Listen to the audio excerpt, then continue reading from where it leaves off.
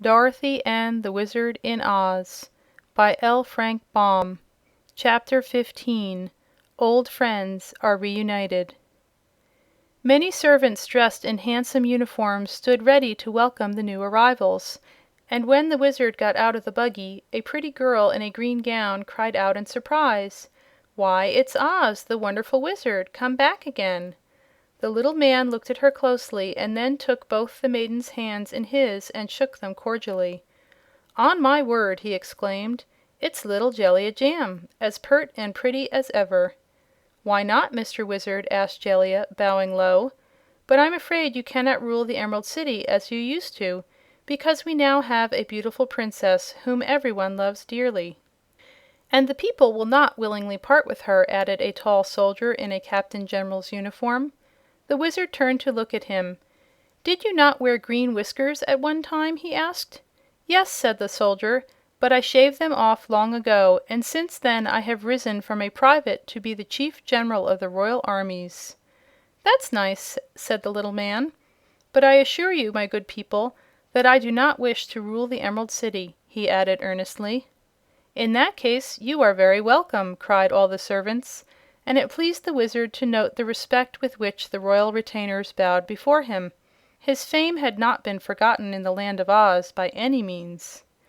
"Where is Dorothy?" inquired Zeb anxiously, as he left the buggy and stood beside his friend the little Wizard. "She is with the Princess Ozma in the private rooms of the palace," replied Jellia Jamb. "But she has ordered me to make you welcome, and to show you to your apartments."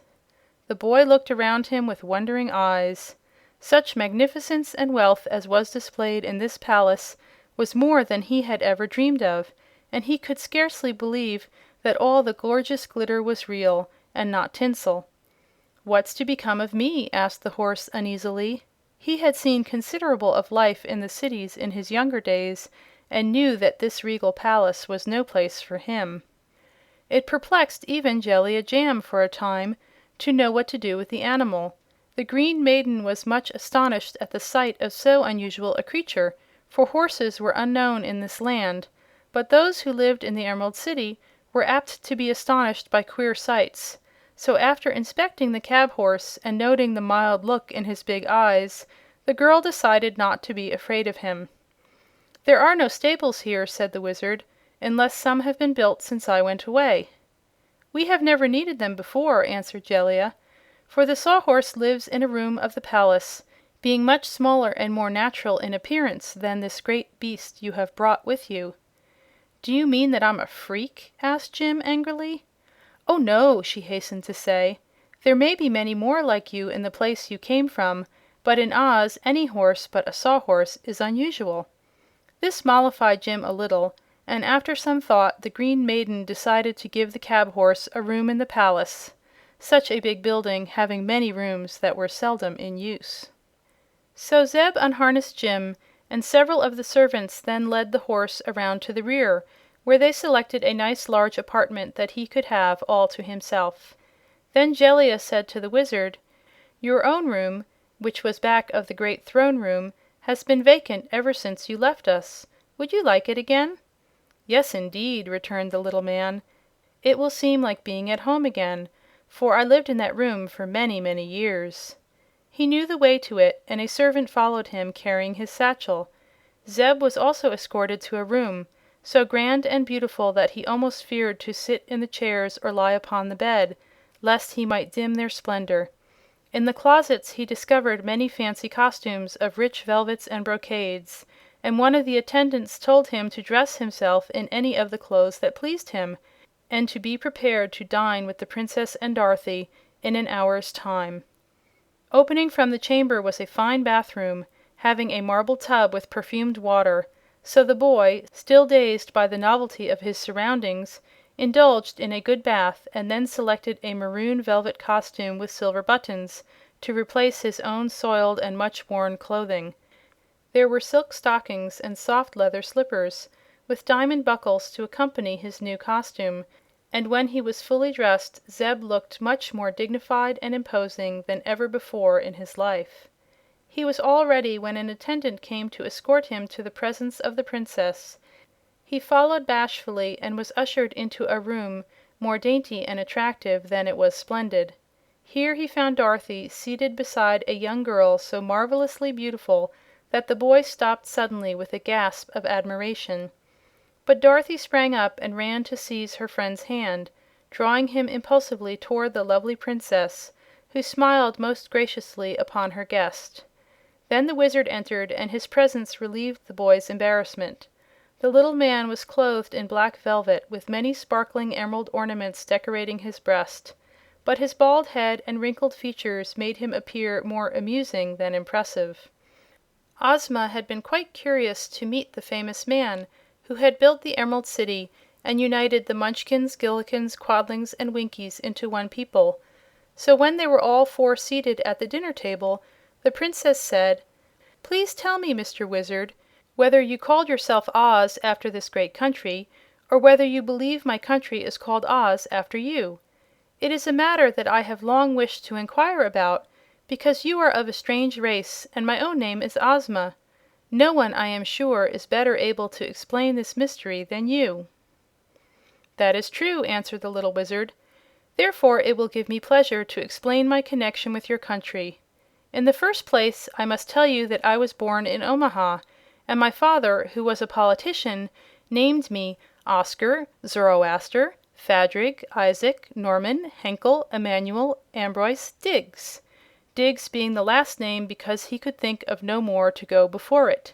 Taken altogether, it was a dreadfully long name to weigh down a poor innocent child, and one of the hardest lessons I ever learned was to remember my own name. When I grew up, I just called myself O.Z., because the other initials were P-I-N-H-E-A-D, and that spelled Pinhead, which was a reflection on my intelligence." "Surely no one could blame you for cutting your name short," said Ozma sympathetically. "But didn't you cut it almost too short?" "Perhaps so," replied the Wizard. "When a young man I ran away from home and joined a circus. I used to call myself a wizard and do tricks of ventriloquism." "What does that mean?" asked the Princess. "Throwing my voice into any object I pleased, to make it appear that the object was speaking instead of me. Also, I began to make balloon ascensions. On my balloon and on all the other articles I used in the circus I painted the two initials O.Z. to show that those things belonged to me. One day my balloon ran away with me and brought me across the deserts to this beautiful country. When the people saw me come from the sky, they naturally thought me some superior creature and bowed down before me. I told them I was a wizard and showed them some easy tricks that amazed them, and when they saw the initials painted on the balloon they called me Oz." "Now I begin to understand," said the Princess, smiling. "At that time," continued the Wizard, busily eating his soup while talking, "there were 4 separate countries in this land, each one of the 4 being ruled by a witch. But the people thought my power was greater than that of the witches, and perhaps the witches thought so too, for they never dared oppose me. I ordered the Emerald City to be built just where the 4 countries cornered together, and when it was completed I announced myself the ruler of the Land of Oz, which included all the 4 countries of the Munchkins, the Gillikins, the Winkies, and the Quadlings. Over this land I ruled in peace for many years, until I grew old and longed to see my native city once again. So when Dorothy was first blown to this place by a cyclone, I arranged to go away with her in a balloon, but the balloon escaped too soon and carried me back alone. After many adventures I reached Omaha, only to find that all my old friends were dead or had moved away. So having nothing else to do, I joined a circus again and made my balloon ascensions until the earthquake caught me." "That is quite a history," said Ozma. "But there is a little more history about the Land of Oz that you do not seem to understand, perhaps for the reason that no one ever told it to you.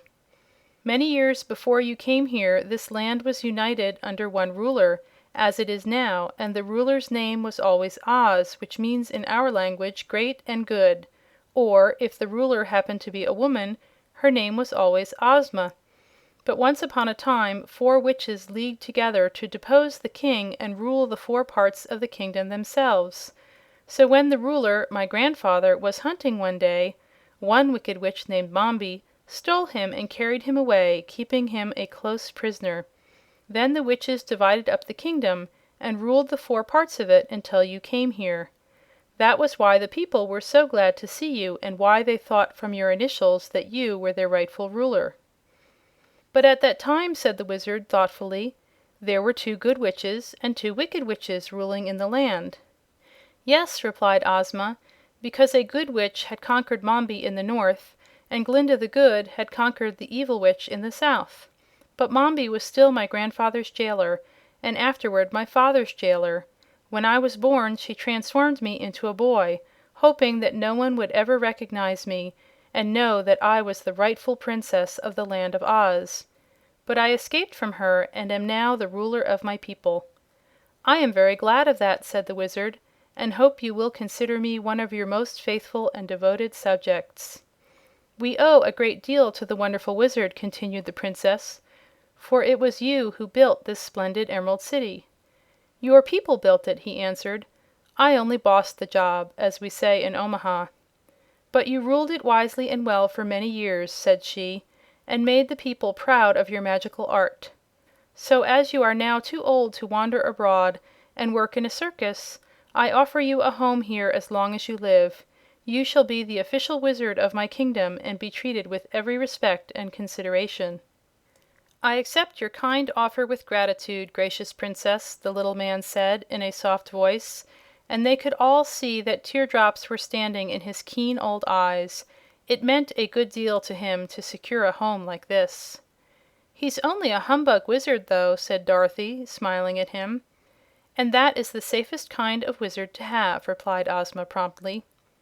"Oz can do some good tricks, humbug or no humbug," announced Zeb, who was now feeling more at ease. "He shall amuse us with his tricks tomorrow," said the Princess. "I have sent messengers to summon all of Dorothy's old friends to meet her and give her welcome, and they ought to arrive very soon now." Indeed, the dinner was no sooner finished than in rushed the Scarecrow to hug Dorothy in his padded arms and tell her how glad he was to see her again. The Wizard was also most heartily welcomed by the straw man, who was an important personage in the Land of Oz. "How are your brains?" inquired the little humbug, as he grasped the soft, stuffed hands of his old friend. "Working finely," answered the Scarecrow. "I'm very certain, Oz, that you gave me the best brains in the world, for I can think with them day and night when all other brains are fast asleep." "How long did you rule the Emerald City after I left here?" was the next question. "Quite a while, until I was conquered by a girl named General Ginger. But Ozma soon conquered her, with the help of Glinda the Good, and after that I went to live with Nick Chopper, the Tin Woodman." Just then a loud cackling was heard outside, and when a servant threw open the door with a low bow, a yellow hen strutted in. Dorothy sprang forward and caught the fluffy fowl in her arms, uttering at the same time a glad cry. "Oh, Billina," she said, "how fat and sleek you've grown!" "Why shouldn't I?" asked the hen in a sharp, clear voice. "I live on the fat of the land, don't I, Ozma?" "You have everything you wish for," said the Princess. Around Billina's neck was a string of beautiful pearls, and on her legs were bracelets of emeralds. She nestled herself comfortably in Dorothy's lap until the kitten gave a snarl of jealous anger and leaped up with a sharp claw fiercely bared to strike Billina a blow. But the little girl gave the angry kitten such a severe cuff that it jumped down again without daring to scratch. "How horrid of you, Eureka!" cried Dorothy. "Is that the way to treat my friends?" "You have queer friends, seems to me," replied the kitten in a surly tone. "Seems to me the same way," said Billina scornfully, "if that beastly cat is one of them." "Look here," said Dorothy sternly, "I won't have any quarreling in the Land of Oz, I can tell you. Everybody lives in peace here and loves everybody else, and unless you two, Billina and Eureka, make up and be friends, I'll take my magic belt and wish you both home again immediately. So there." They were both much frightened at the threat and promised meekly to be good. But it was never noticed that they became very warm friends for all of that. And now the Tin Woodman arrived, his body most beautifully nickel-plated, so that it shone splendidly in the brilliant light of the room. The Tin Woodman loved Dorothy most tenderly and welcomed with joy the return of the little old wizard. "Sir," said he to the latter, "I never can thank you enough for the excellent heart you once gave me. It has made me many friends, I assure you, and it beats as kindly and lovingly today as it ever did." "I'm glad to hear that," said the Wizard. "I was afraid it would get moldy in that tin body of yours." "Not at all," returned Nick Chopper. "It keeps finely, being preserved in my air tight chest." Zeb was a little shy when first introduced to these queer people, but they were so friendly and sincere that he soon grew to admire them very much, even finding some good qualities in the Yellow Hen. But he became nervous again when the next visitor was announced. "This," said Princess Ozma, "is my friend, Mr. H.M. Wogglebug, T.E., who assisted me one time when I was in great distress, and is now the Dean of the Royal College of Athletic Science." "Ah," said the Wizard, "I am pleased to meet so distinguished a personage." "H.M.," said the Wogglebug pompously, "means highly magnified, and T.E. means thoroughly educated. I am, in reality, a very big bug, and doubtless the most intelligent being in all this broad domain." "How well you disguise it!" said the Wizard. "But I don't doubt your word in the least." "Nobody doubts it, sir," replied the Wogglebug, and drawing a book from its pocket, the strange insect turned its back on the company and sat down in a corner to read. Nobody minded this rudeness, which might have seemed more impolite in one less thoroughly educated. So they straightway forgot him and joined in a merry conversation that kept them well amused until bedtime arrived. End of chapter 15.